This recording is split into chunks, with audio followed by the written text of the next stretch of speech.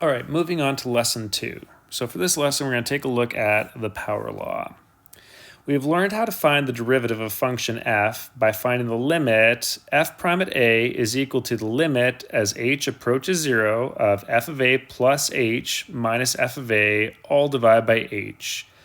We're now going to use some shortcuts for finding derivatives so we don't have to write 27 lines of work for every single question. Let's see if we can simplify this. So, for derivatives of constant functions, if f of x is equal to c, or a constant, then f prime of x is equal to 0. That means that if I take this limit and I say that the limit as h approaches 0 of c minus c divided by h, I'm going to get 0 over h, which equals 0. Remembering that it's c minus c because it doesn't matter what x or h are, the constant is still going to be a constant. We can also write this as d over dx of f of x is equal to 0, or d over dx of a constant is equal to 0. Geometrically, this makes sense because the graph f of x is equal to c is always going to be a horizontal line, which means that the slope of the line is going to equal 0, just like when we're doing our graphing. If I'm using the power law, if f of x is equal to x to the power of n, where n is a positive integer, then f prime of x is going to equal n times x to the power of n minus 1. Now, how do we know this? Well, we know how to factor a difference of squares. With a difference of squares, we're just going to say that's the square root of the first minus the square root of the second, and I'm going to multiply that by the square root of the first plus the square root of the second.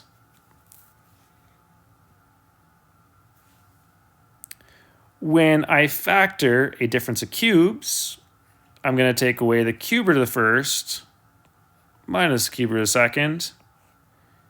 And what does that leave us with? That leaves us with x squared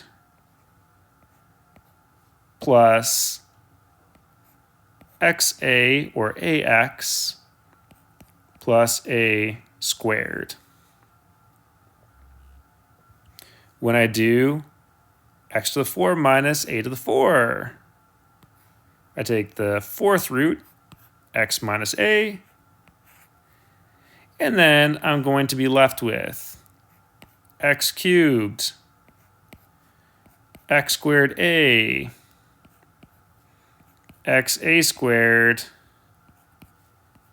and a cubed. And we can keep doing this. If I have x to the 5 minus a to the 5, I can divide that by x minus a, and I'm left with x to the 4 plus x cubed a plus x squared a squared plus x a cubed plus a to the 4. Now, look at what is remaining when I divide all of these by x minus a. Here, I have two terms. Here, I have three terms. And then I have four terms.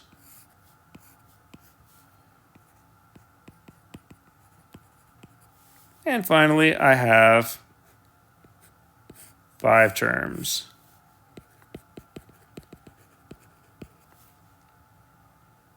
Which means that the number of terms matches the degree. 4 terms, 3 terms, 2 terms, or 5 terms. So I can follow that same logic and state that if I have x to the n minus a to the n, I can factor out an x minus a, and then I'm going to have this pattern following with n terms. So my degree is going to be 1 less than my original degree, and then 2 less, then 3 less, then 4 less, go on and on. And then my a is going to be going in the opposite order. It's going to start with no a's, and then 1a, and then 2 a's, and then all the way up to n minus 1 a's.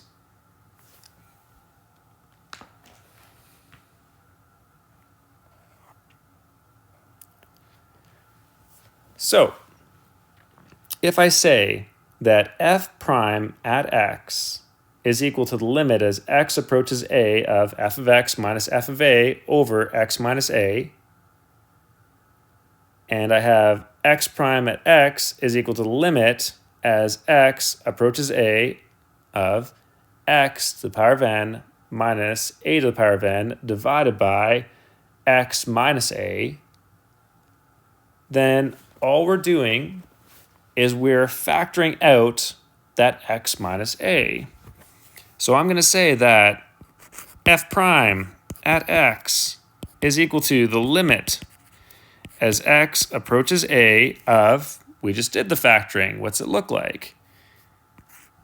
X minus a times x to the n minus 1 plus x to the n minus 2 and a to the 1 plus x to the n minus 3 and a to the 2 plus going all the way until all we're left with is a to the n minus 1. All divided by x minus a.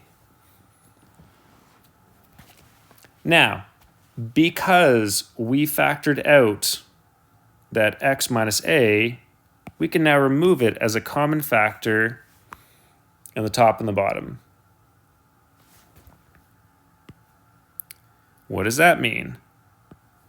That means that I'm left with the limit as x approaches a of x to the n minus 1 plus x to the n minus 2 times a plus x to the n minus 3 times a squared plus until I get to a to the n minus 1. Well, when I replace x with a, because it is approaching a, that's going to give me a to the n minus 1 plus a to the n minus 2 times a plus a to the n minus 3 times a squared plus going all the way to a to the n minus 1. But as we can see, that if I take a to the n minus 2 times a, then I'm just using my exponents rules, just adding an extra a, which means that minus 2 is now going to become minus 1. If I take a to the n minus 3 times a squared, then I'm going to be adding 2 more of the a's, which means that's going to become n minus 1, which means that every single term just becomes a to the n minus 1 when I combine those exponents over and over and over again. And as we saw on the previous page, we know that this is going to be made up of n terms. which means that f prime at x is going to equal n terms times a to the n minus 1. We can also put this in Leibniz notation by saying that this is going to be d over dx times x to the power of n just becomes nx to the n minus 1.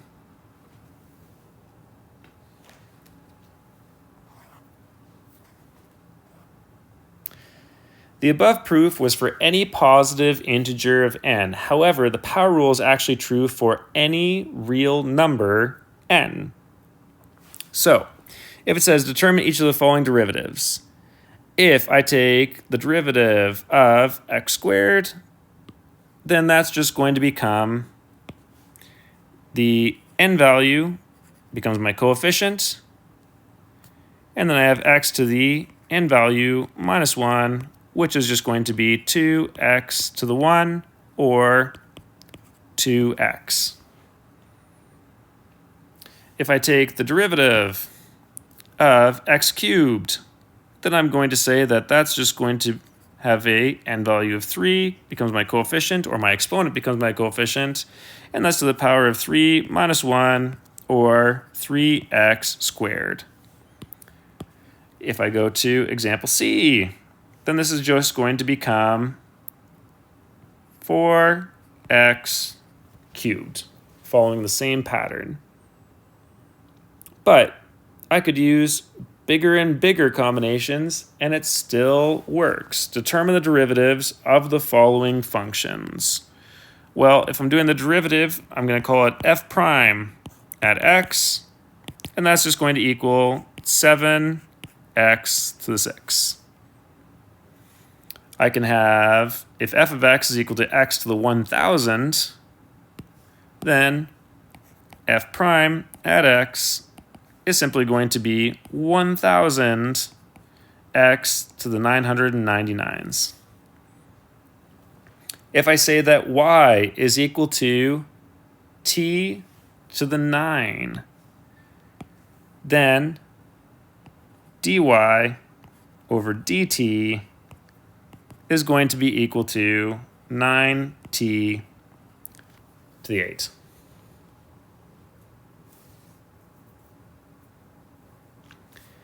For example 3, it says determine the slope of the tangent to the curve y is equal to x to the power of 6 at -2 and 64. Well, what do I know? I know that this is the derivative.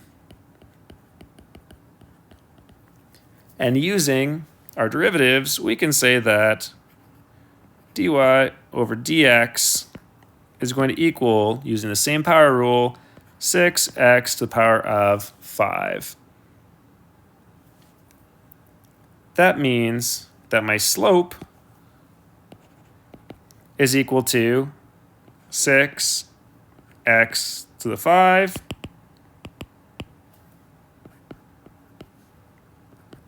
and in this case my x is -2, so 6 times -2 to the power of 5, and my slope is -192.